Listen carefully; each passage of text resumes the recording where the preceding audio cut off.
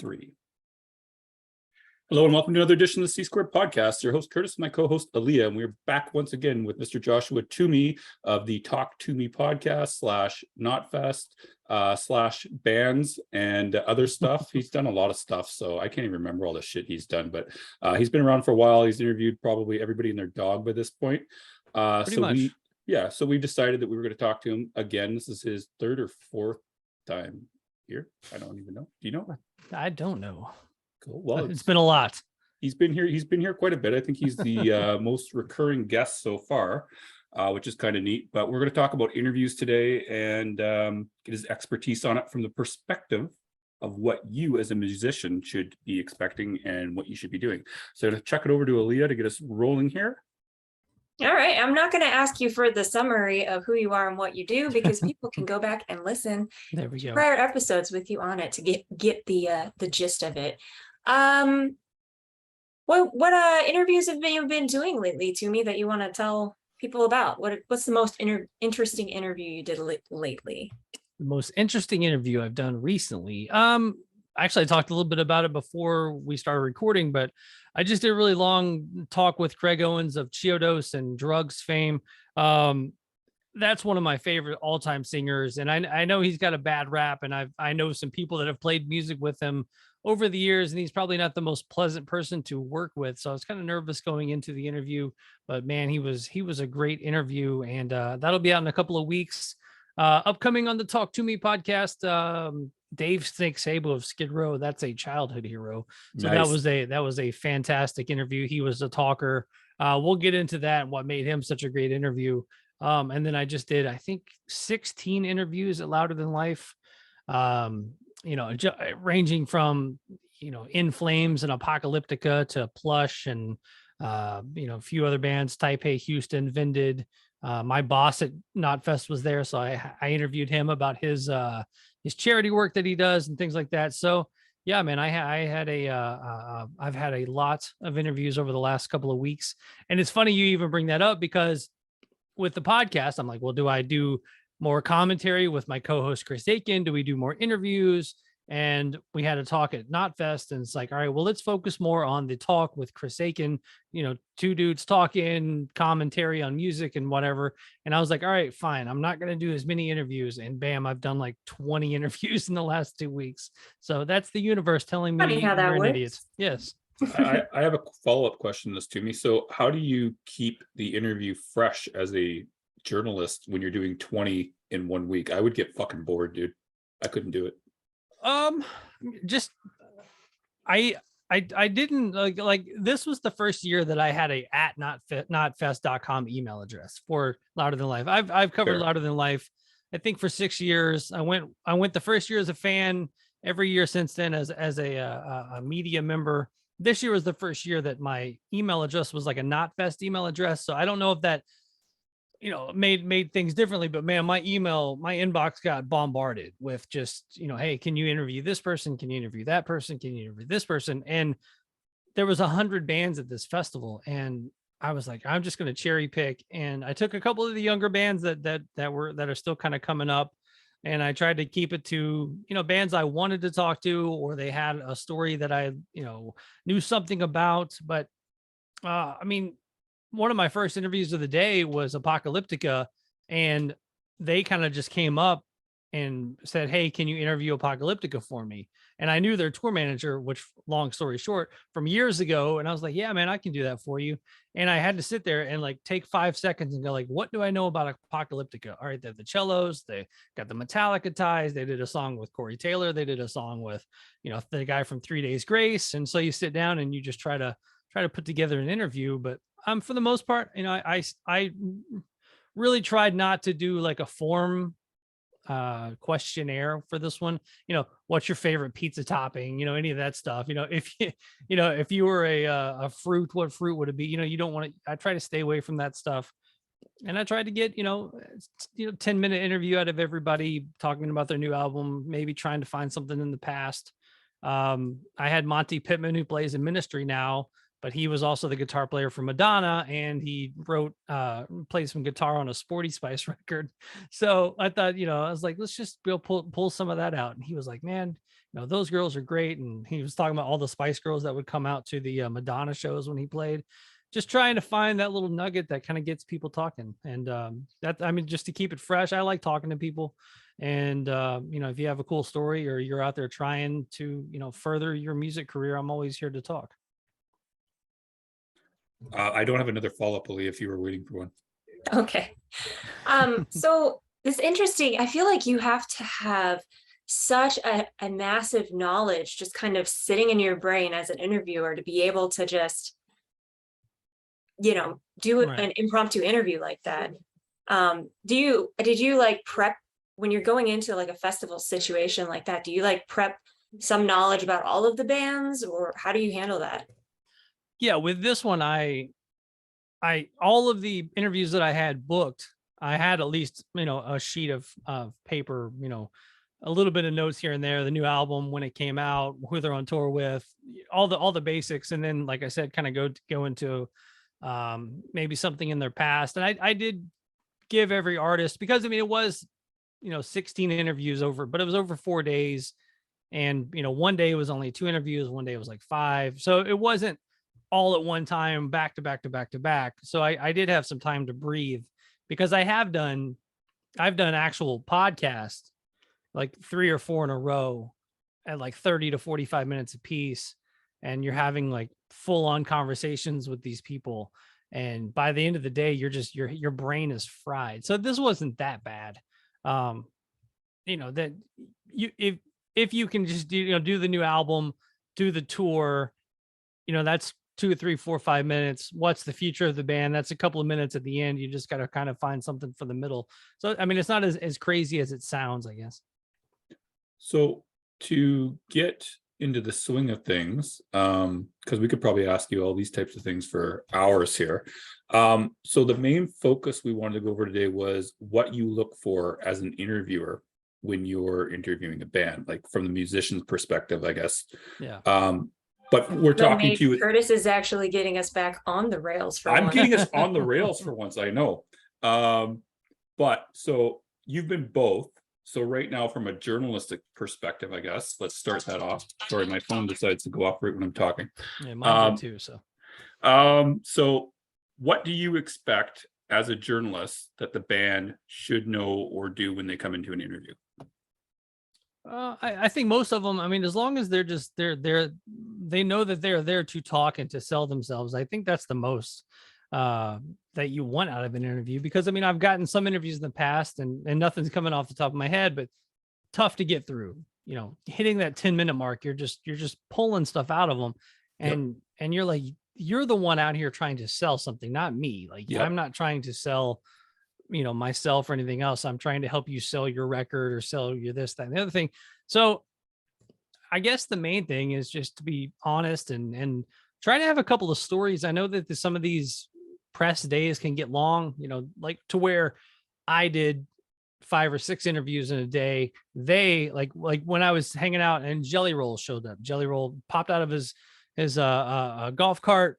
I talked to his tour manager and I was like, hey, I've been talking to the management. If you get a couple of minutes, he can sit down with me and we'll talk. And he goes, man, we have 2 hours of interviews and we're already 15 minutes late. And the way those festivals kind of book stuff is in 15-minute increments. So he did 8 back-to-back interviews in 2 hours, and he's got to bring himself to every interview because even though it's 8 at one time, it's 8 different outlets and they've got to, kind of have maybe something a little bit different for everybody. But I think just being open, honest, having a good time, just trying not to, one up the interviewer. I think that's the main thing. Just be yourself, have a good time, talk about, we're here to talk about you. I want to ask you questions about you.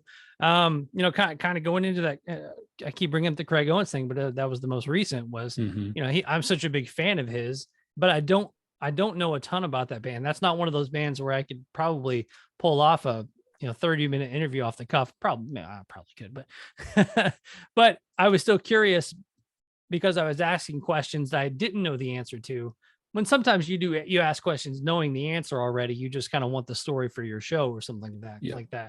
But with him, I wanted to know, truly wanted to know how he got into music, how he found out that he had that voice, how he, was he growing up around music as a kid? Did his parents, all that stuff. And we kind of got into that, and that was fun.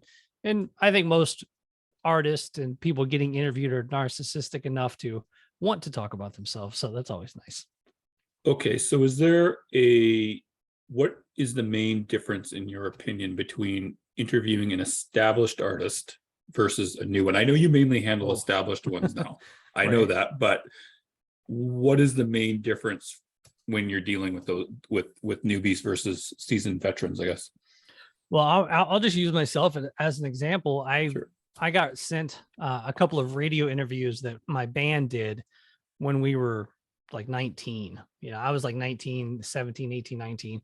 And I got it back and I was listening to it, and I sent the guy a message. I was just like, I am so sorry, because I mean, we were making inside jokes and just, nothing.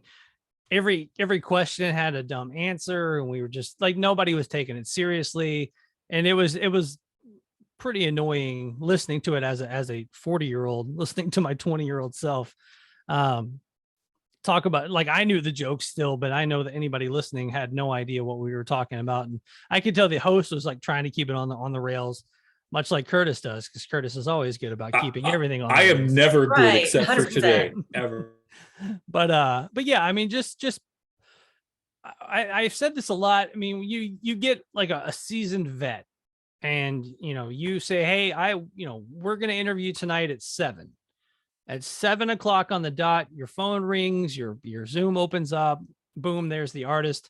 If you've got 15, 20 minutes with them, at the 15, 20 minute mark, they know that they're wrapping it up. I mean, they're pros about it. But you get Unless some of it's these, Axl Rose. unless I think, but that going in with him. But a lot of the younger bands, you say, hey, let's interview tonight at 7. 7:10 rolls around, you hit them a message. Oh, I forgot. Hang on a second. Let me jump on here. And then they don't have any good answers. And that's the one thing I think, just know what you want to talk about. So even if the interviewer stinks, you can kind of, turn the interview any which way you want to get your story out there.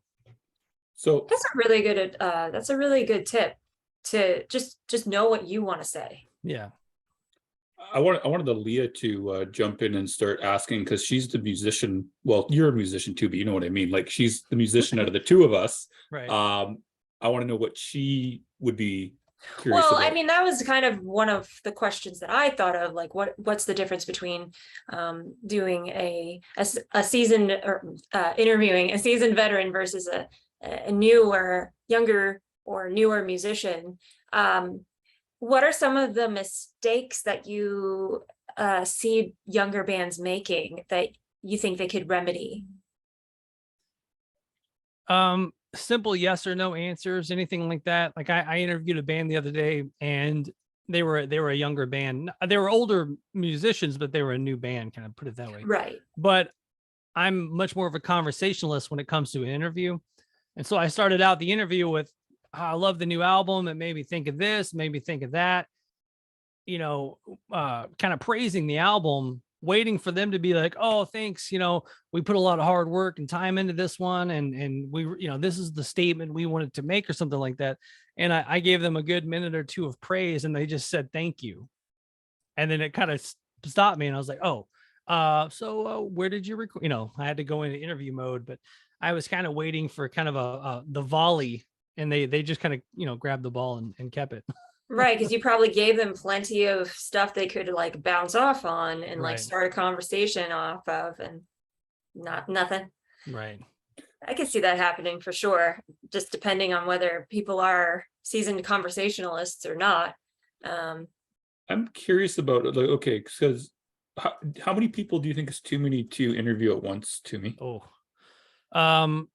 I do not like interviewing more than, I don't, honestly, if I can just keep it to one, Yeah. I want one. Yeah. 2, I'm Same. okay with, but like, once you get into, all right, Curtis, what do you think about the new album? Okay, Aaliyah, do you think that, what do you think about what Curtis said about the new album? You're kind of like Yeah. trying to make sure everybody's involved and And that's kind of when it cut, where you do like the stuff like, Curtis, what do you feel about your new album?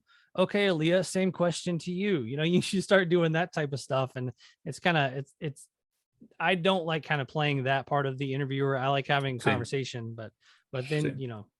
that's how it works. Meanwhile, we both have co-hosts for podcasts, and we tag team on people. Well, and I think it kind of depends on the chemistry of the band members, right? Like, I know for our band, we had everybody just wanted to talk to me and the singer because we're the girls, and we're not the songwriters or anything. Like, we don't know anything about, well, we know about that side of things, but it was like, well, you probably want the songwriter on, no? And everybody wants the girl. People, but Right. yeah, everybody wants to talk to the girls because they don't get to talk to girls that often. Exactly. There you go. They got to practice. Yeah. I feel like if a band has the right chemistry, like you can ask the question one time and then they can kind of talk amongst themselves and give a sort of nuanced answer from everyone's perspective.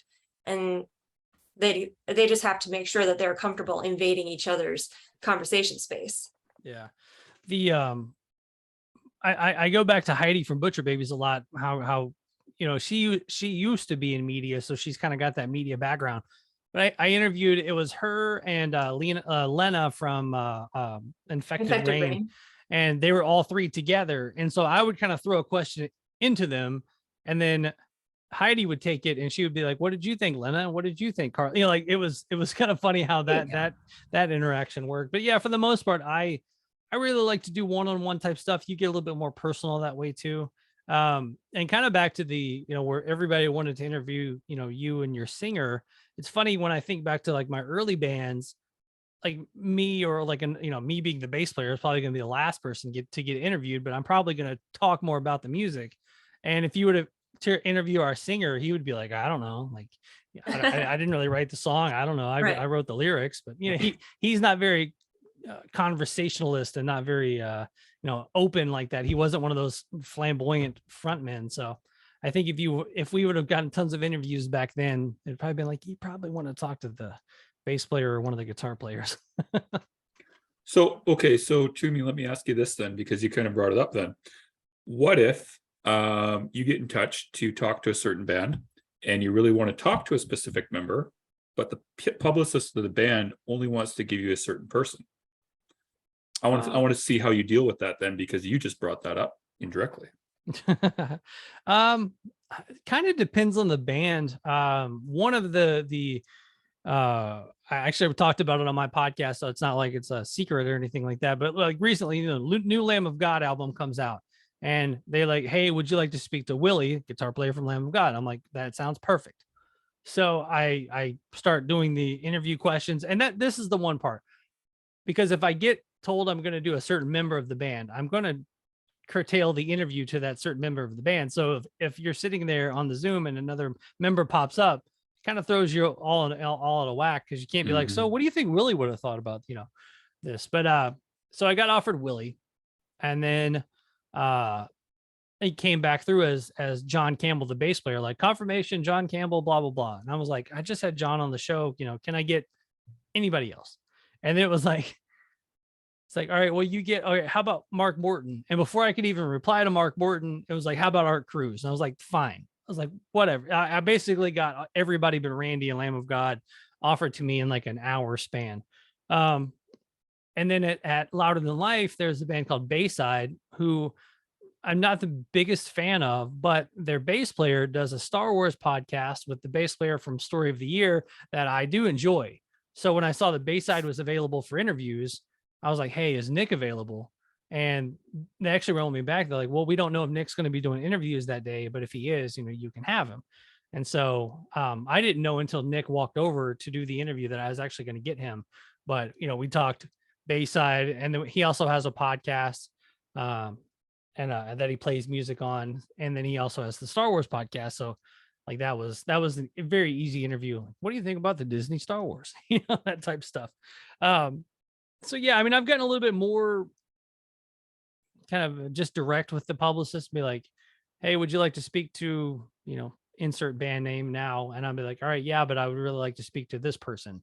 And most of the time they're okay with that. They typically don't write back like, well, he doesn't do interviews, things like that. So it's normally all right. And in a weird way, I mean, most people want to hear from the singer and obviously the maybe the more faces of the band. It's tough to get, one of the guys in the background.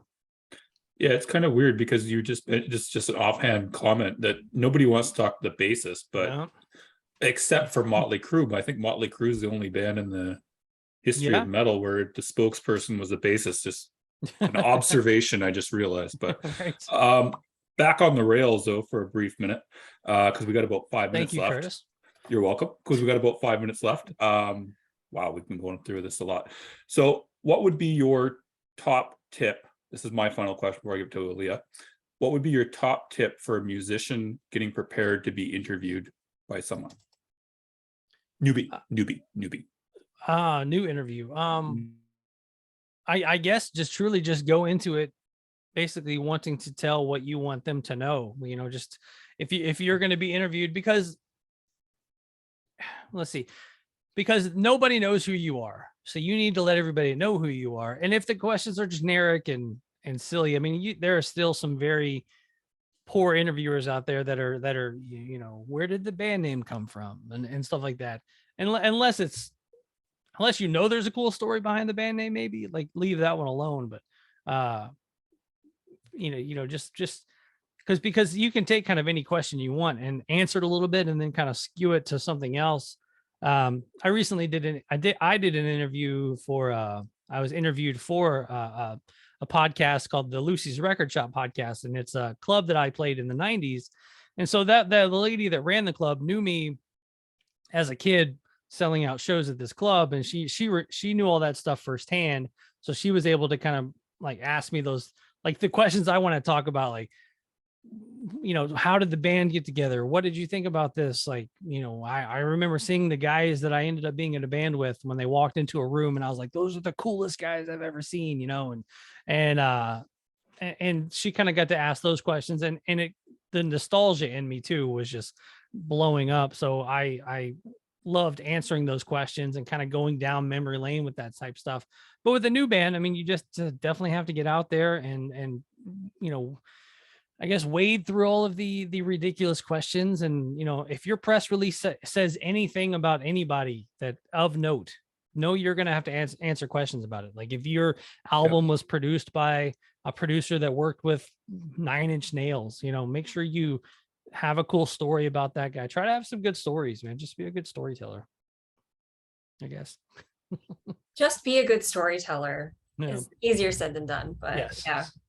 But you're talking about yourself. So, I mean, I feel like you should be, you want to, get out there. You want to talk about yourself in a way that's interesting though. Right.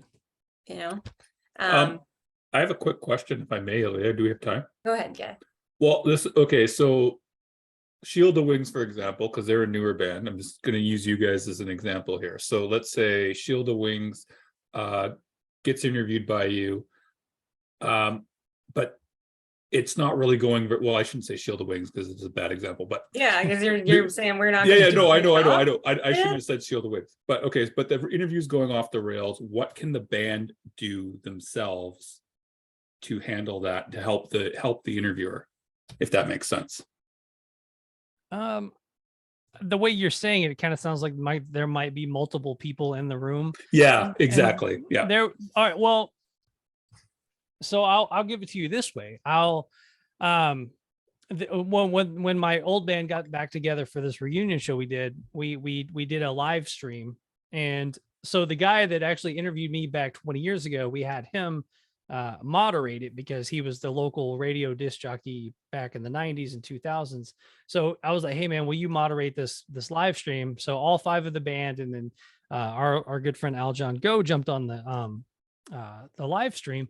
And I could tell Al John was kind of petering out a little bit. And he wasn't taking the interview kind of the way that I wanted it to go. That's what I was meaning. Yeah. So I jumped in and I was like, let me ask a question or hey Trey, do you remember that time that we played that crappy club and your guitar got stolen? Like just trying to keep it going. Cause I could tell he was getting lost, trying to keep everything on track. He wasn't doing he wasn't being Curtis, wasn't keeping things on track. Not keeping on track. That's all I got, Aaliyah. And that's all we have time for today, unfortunately. So we'll have to have you back soon. We have so many things more we can talk to you about. Thanks again for coming on today. You are welcome. As always, just let me know. For sure. And to everyone listening, I hope you heard something helpful for you today. And until next time, make like a bull and throw those horns up.